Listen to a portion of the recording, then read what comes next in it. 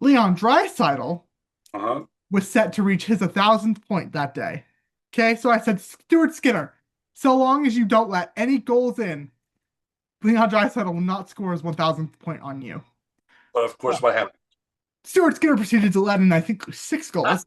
Um, 6 goals. well, that's very Stuart Skinner. So we're gonna have to take.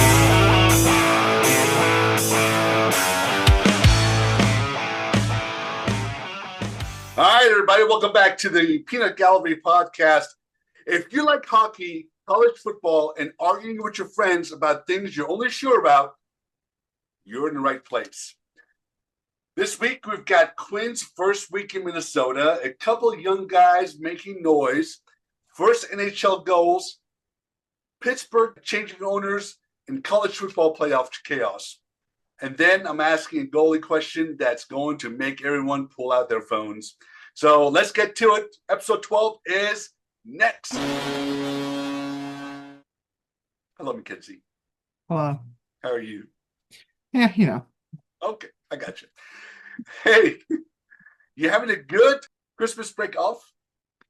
Yeah, it's gone by pretty fast, so I'm not It is really going by fun with that, fast. but it's okay. All right, cool.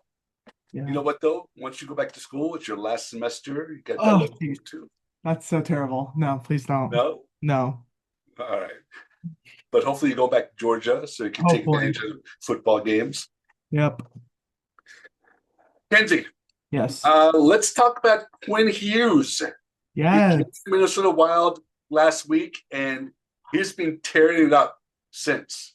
I He mean, has. it's like he didn't even miss a beat. Nope. He's made for the Minnesota Wild defense. Yes. Um, True. and it didn't take long, right? I mean, he put his skates on, went on the ice, and he was like he's been there forever. Yep. Um, what you got to say about that? What do you think? I mean, I know you love this because Yeah. I he's it's been a happy really now. it's been a really rough week for me just because like I've had to be so nonchalant in my group chats and stuff just because like I'm I'm so here for this Quinn Hughes Minnesota Wild era. I love it. We watched the fifth game is currently going on. We've seen him in all four of their jerseys. They're currently playing in the 25th anniversary one.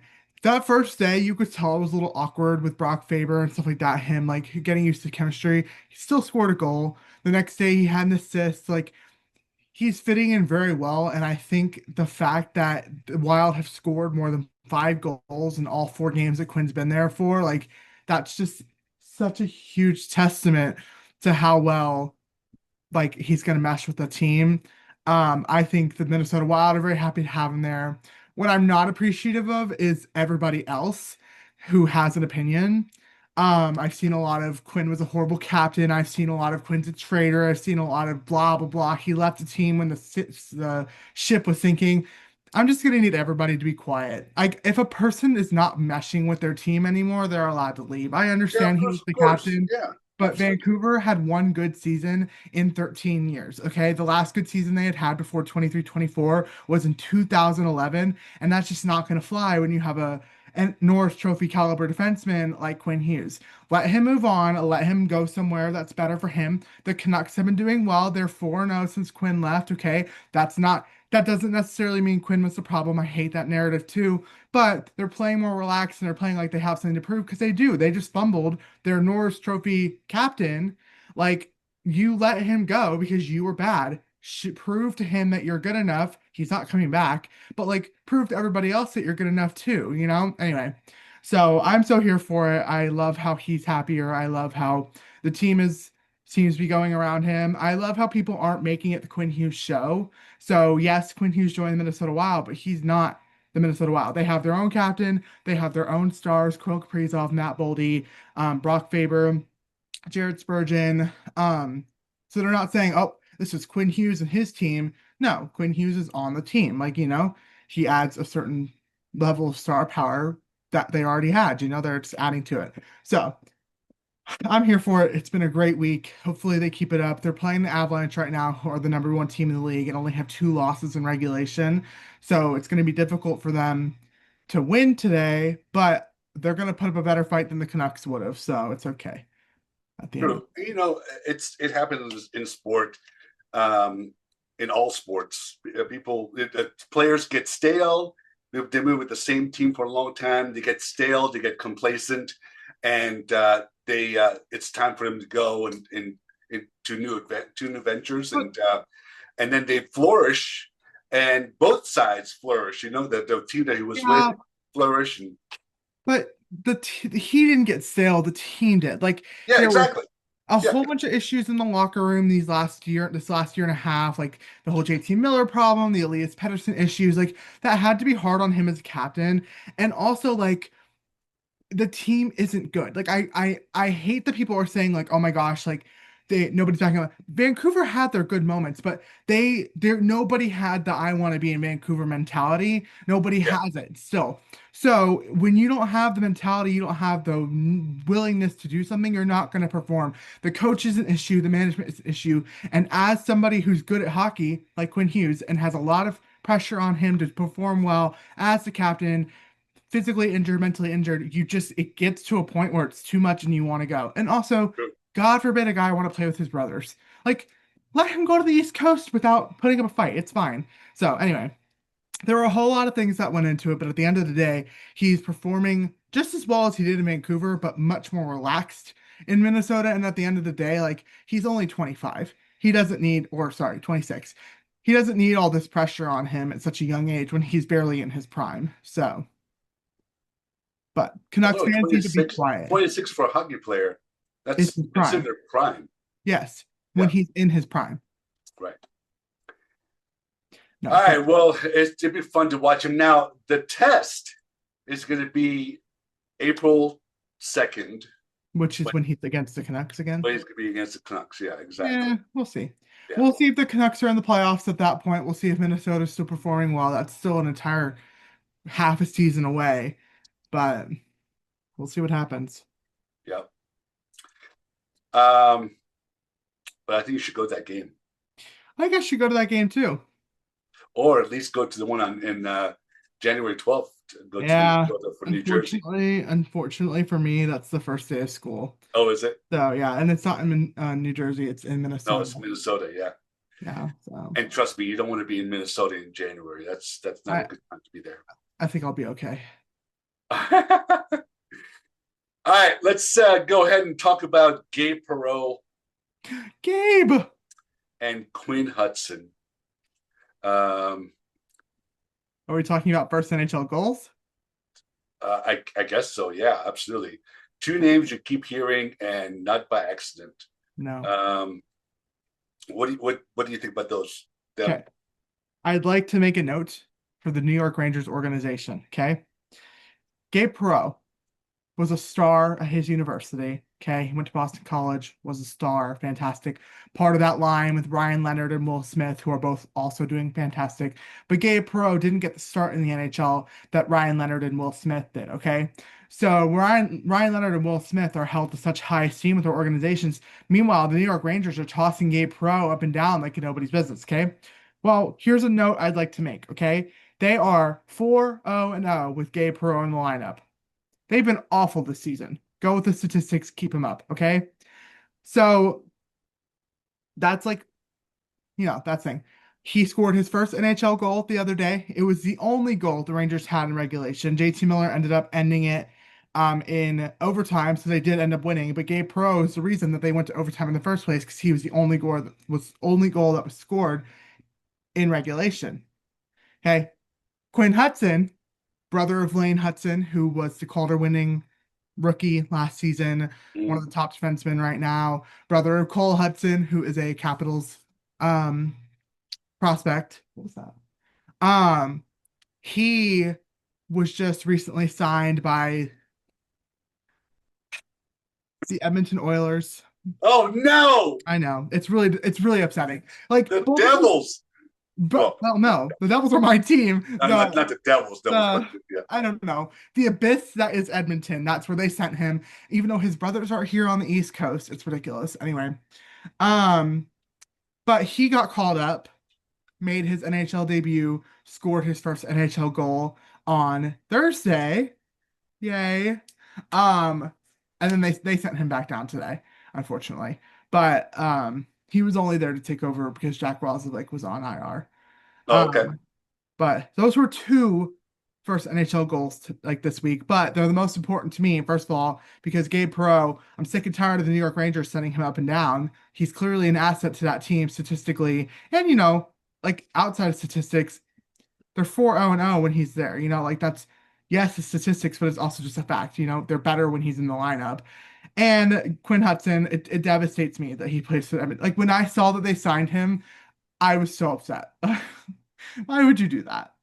Why would you do that? Like, why would no?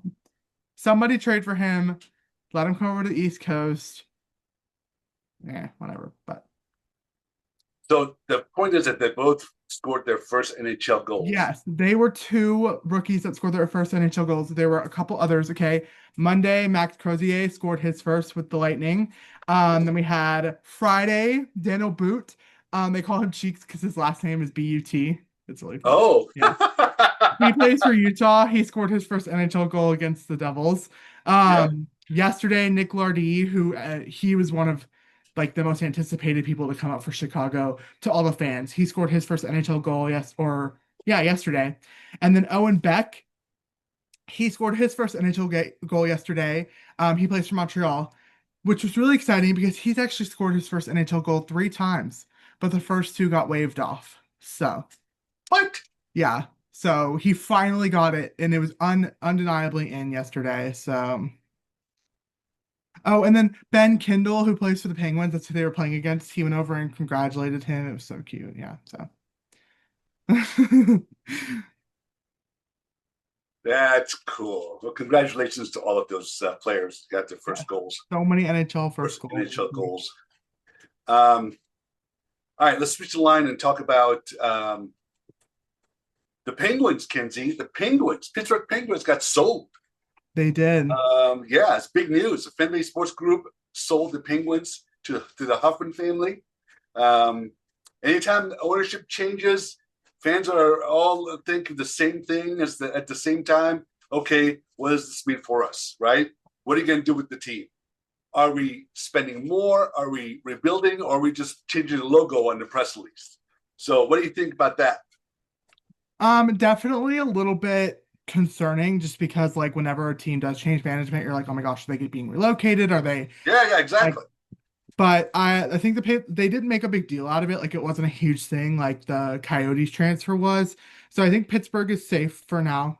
As far as a rebuild goes, they're actually really not doing that bad. So I'm pretty sure it's just a change in ownership because of like a finance issue. I don't think that there's too much to read into it, but obviously it just happened. So we'll see. But I'm not too worried. Then again, I have no like attachment to the Pittsburgh Penguins organization, so like I don't really care what happens over there. But obviously they have Sidney Crosby, Evgeny Malkin, um, so like Crystal Tang, they have a couple people that they need to keep in mind when they're like making switches like this. But I really just think it was a ownership switch, nothing too crazy or severe. Yeah. I was actually hoping that maybe Crosby or one of those old Lemieux would buy the team and take it Sidney on. Crosby, who still plays for them, is going to buy the team. Or Mario Lemieux, who used to play Or for them. Mario Lemieux. Yes. So, Yeah, that would be funny. Or oh gosh, who's over in? huh? Why am I forgetting his name? We talk about him all the time. Oh, the one who's playing in that. Yeah. Why am I Uh, forgetting his name? We literally talk about him all the time. Jeez. Oh, Yarmir Yager. Yeah. Younger, younger. Yes. Um, he would buy it too. Yeah. Seriously, you need a couple of those old players to buy it and make something good out of it. Yeah, and manage it as well. Yes, exactly. Um, you have any other hockey news you want to talk about? Jack Hughes is back on the ice playing tonight. Oh, no Um, way. he missed 18 games, which honestly, way less than I expected him to miss. So, am I frustrated? Yes, I am. Because was I in New Jersey a week ago? Yes, I was. And did he get back on the ice for practice one day after I got home? Yes, he did. Um, you know what? And that's why he's on my betrayal list. Because wow, that's really just not kind. But yes, he's playing tonight. He's happy to be back. They finally got to do media with him, so he made his comments on the trade. He said it was a little disappointing that they didn't get Quinn Hughes while he was gone, but he knows one day he'll eventually get to play with his brother. So, Right. but yes, also the injury bug has hit hard, especially within those little sophomore prospects. Ryan Leonard's out with a shoulder injury. Oh Will man, Will Smith's out with my a poor shoulder Caps. injury. Seth Jarvis, whom I am wearing his jersey in solidarity, has the world's biggest Nice. tummy ache right now. He went chest first into the goalpost. It was Oh, not pretty. Evan Rodriguez tripped him, no call made. It was classic refs. So he's out for a good bit. Hopefully it doesn't ruin his Olympic chances because that's a dream of his, and I would hate for it to get taken away just because of a faulty trip. Um, any other major injuries amongst the lead? The Minnesota Wild just got half of their roster back from the injury list. So did the New Jersey Devils. Gritzy's back tonight. Um, Jack Hughes is back tonight. Timo Meyer's back from his personal leave. So, who else? Jonathan Kovacevic was practicing today for the Devils, which is huge because he hasn't played all season. So yeah, injuries coming back, but also injuries being added. God giveth, God taketh away. You know how it is. so why was what's his name out? Who? Personal reasons. Timo Meyer. I don't know. Yeah. They just said he had personal matters to deal with his family, and so he went to deal with them, and now he's back. He missed a week. He was not gone for very long, but yeah, it happens. Like sometimes people have to do that. It was definitely hard without him because he's one of our top goal scorers. Yeah. But and with Jack Hughes, the Devils went 8-10 in his departure. Super disappointing, if you ask me. Because 8-10 is bad. When Jack was here, they were on a winning streak. So it's okay. It's fine. So, but we're glad to have him back. Hopefully the power play will be better, the penalty kill will be better, everything will be better because Jack is back on the ice. So Because the Devils were doing really well when Jack was with them at the beginning of the season. yeah. We also got Brett Pesce back though, who is a silent but very key part of our team. They're on a 10-game winning streak with him on the ice.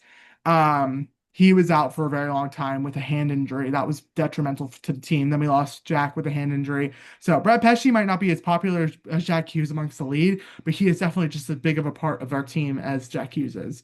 So Excellent. Well, let's see what happens to the Devils with Jack in the lineup. they need to win tonight because they're playing in their New jersey, and that's the only streak we have left alive. 1-0-0 in the New jersey. So they need to do And well. it's one of my favorite jerseys for It sure. it is my favorite jersey for Yeah. sure. All right, let's switch the line and let's go to the college playoffs, football Oh, playoffs. football playoff. And the second round is all set. We got Oregon playing Texas Tech, Alabama playing Indiana, Ole Miss playing Georgia, and Miami playing Ohio State. Honestly, Saturday's games were good, some bad. Yesterday's Um, games were awful. they we had we had two teams that we knew they were going to win. That's Ole Miss and who's the other one? Oregon, Ole Miss and Oregon, and we had two teams that honestly it was a toss up, and Alabama upsetting Oklahoma, which that was a tragedy, Yeah. and also Miami upsetting Texas A&M. That one was Was that an surprising, upset though? huh? Yeah, I Was mean, that an upset? yeah, because Miami was 10 and Texas A&M was 7. But But Texas A&M is they're frauds. is that okay? Is that Yeah. okay? They're All frauds. right. They had a better record. Doesn't matter. They didn't deserve that record. No, No, they're tell me, frauds. tell me why. Because they had an easy schedule, waltzed into Texas's grounds, let Archie Manning run all over them, costed me a free trip out of the SEC championship. Thankfully, Georgia pulled through, but like goodness, that was stressful. And then they were supposed to beat.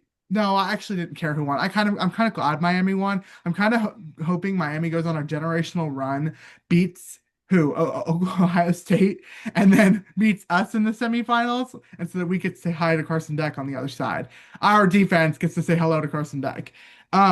Pick six on our pick six. I need to start being specific with pick sixes because I said, "Oh, I want to see a pick six," and then Alabama got a pick Yeah. six. I was like, that's not what I meant. I wanted Oklahoma to get a pick six, but whatever.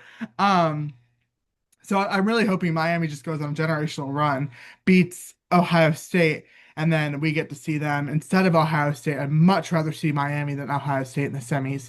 Um, but no, Texas A&M are frauds. They had a very easy schedule, went undefeated, said, "We're the best." Guys, you didn't play anyone. And then you meet Archie Manning, lose, and then you lose against Miami.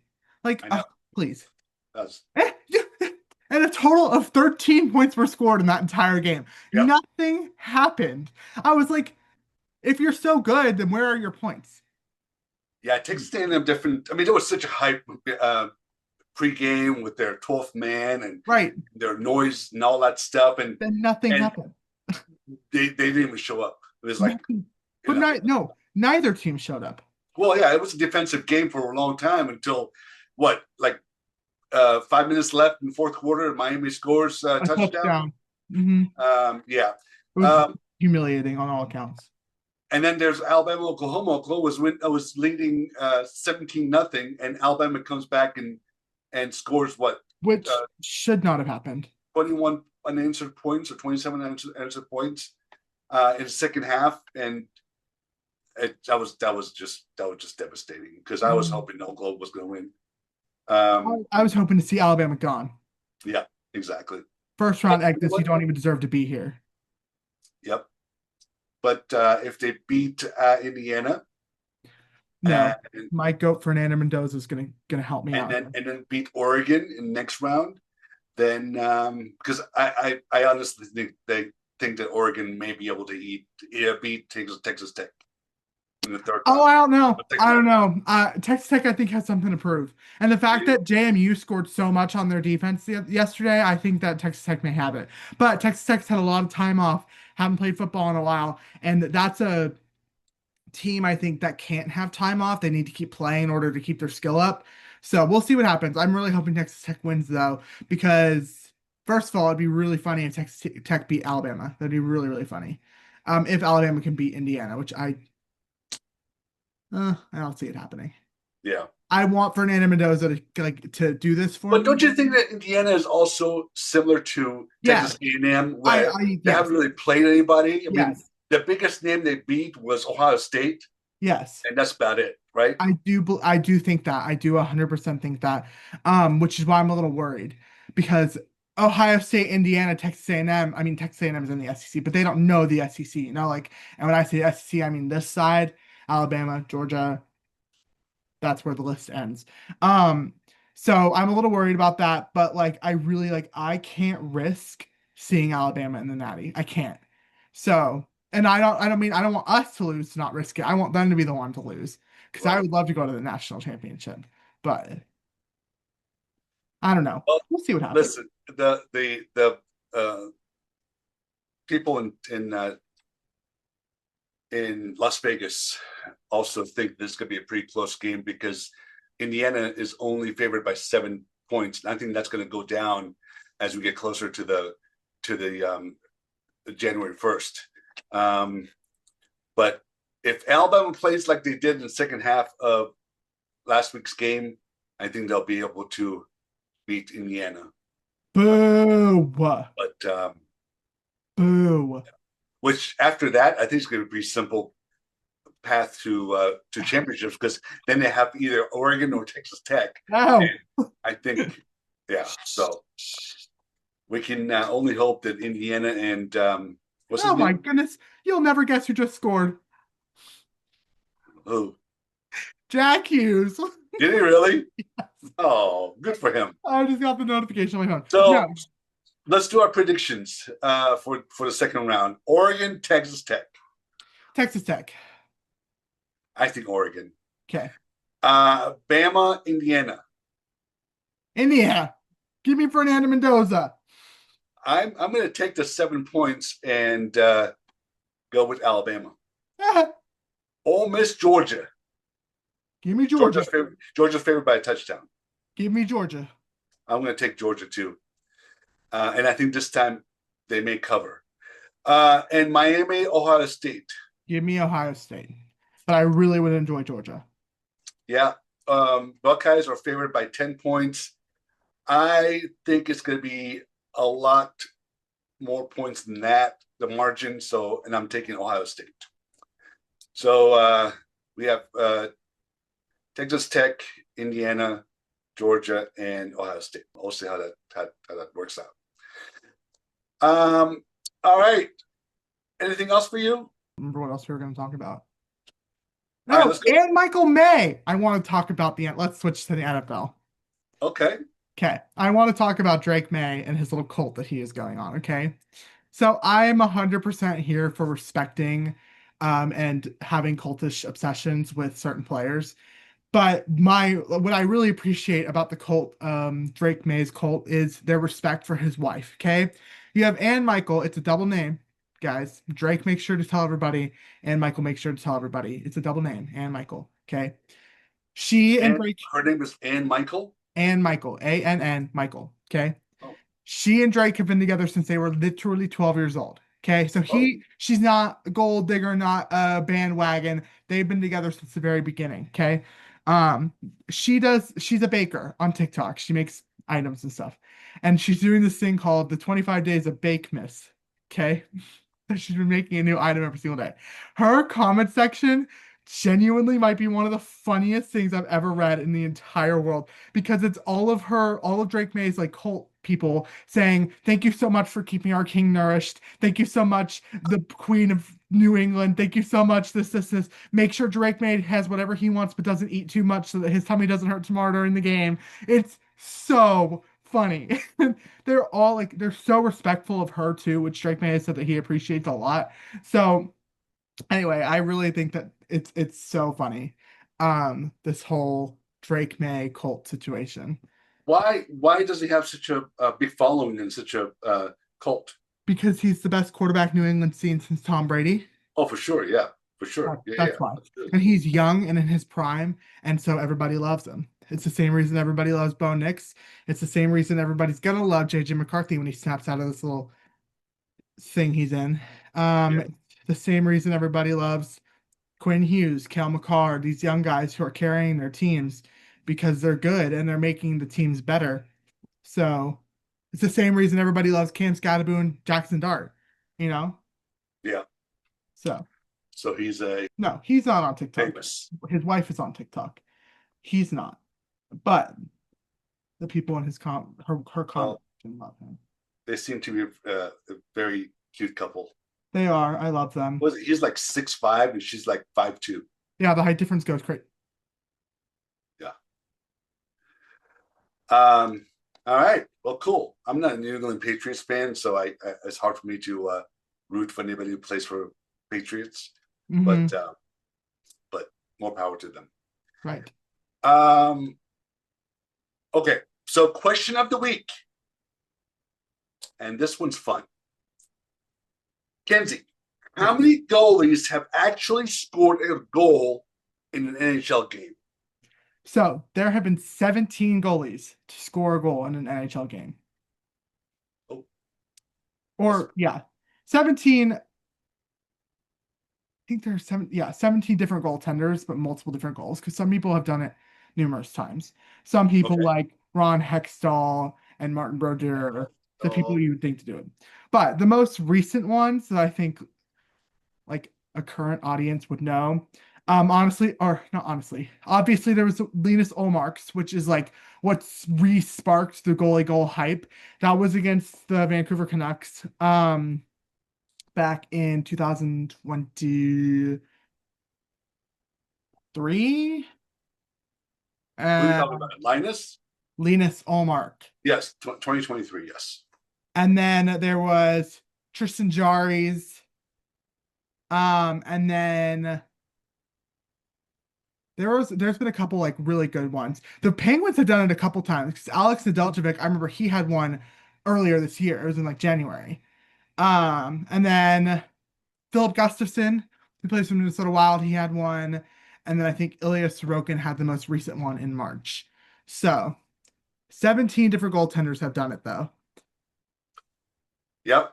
And Martin Brodeur scored 3 times. Yes. As one would, Martin Brodeur. He's great. He is. My card collection of his goes so crazy. Oh, yeah? Yeah.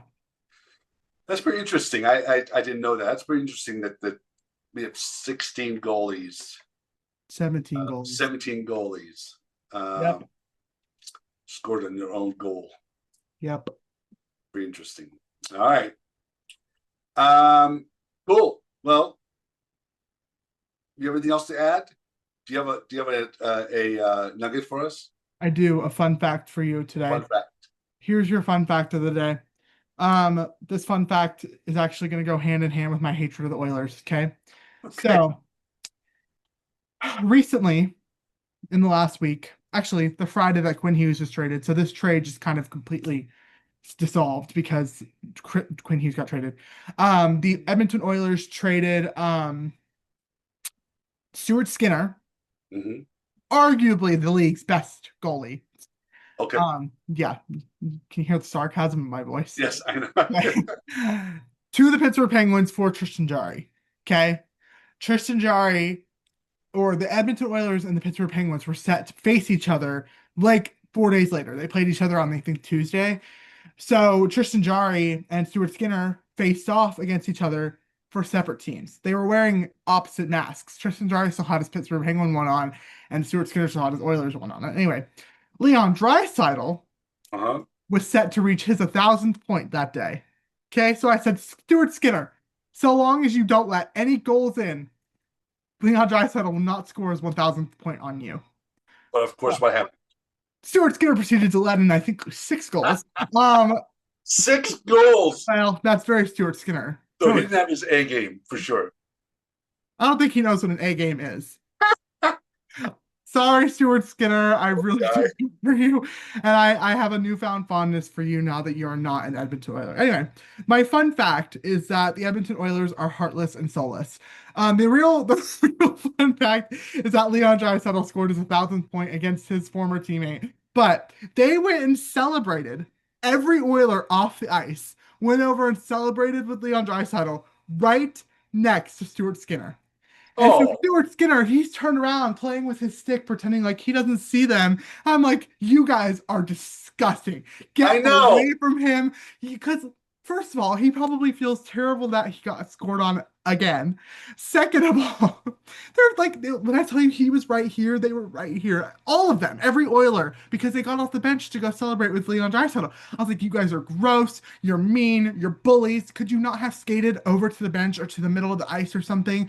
Like, you heartless demons from the abyss. It was so sad. Like, genuinely, I'm too much of an empath for that because I saw the video and at first I thought like they were fighting. At first I thought they were fighting. So it's like, oh yeah, Stuart Skinner's just ignoring the fight. And then my friend Bonnie, who you guys saw on the podcast last week, she was like, no, they're celebrating Leon Draisaitl with 1,000th point. I was like, you guys are evil. I hate all of you. You're all so awful. So anyway, that was my fun fact though. He scored a 1,000th point the other day against his old teammate. Yes. Okay. The teammate who everybody's saying led the Oilers to 2 Stanley Cup finals. Stuart Skinner didn't lead them anywhere except home. I'm so sorry. Like, he locked in against Vancouver in the 2024 second round, which made me really mad and not like him. But other than that, it was really bad. Like, it was really, really bad. I do feel for him, but he's just not great. So I think I have his card right here. Let's see.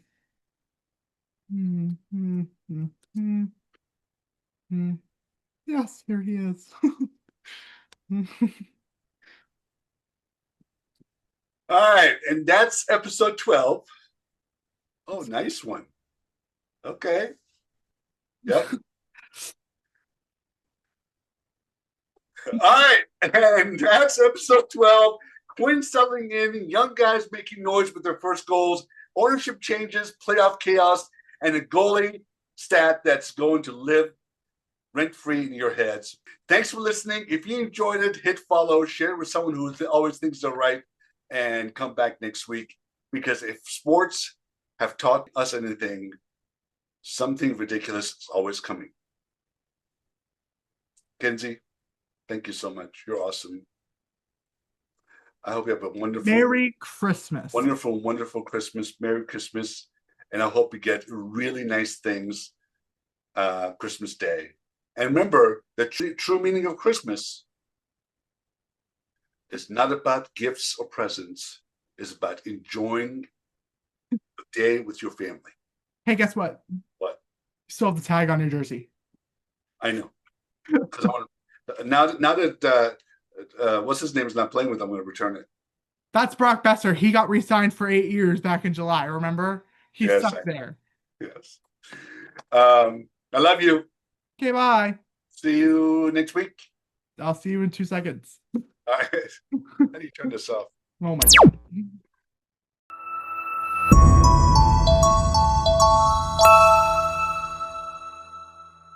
What? Thanks for listening. If you enjoyed this, Whoa, that's bestiality.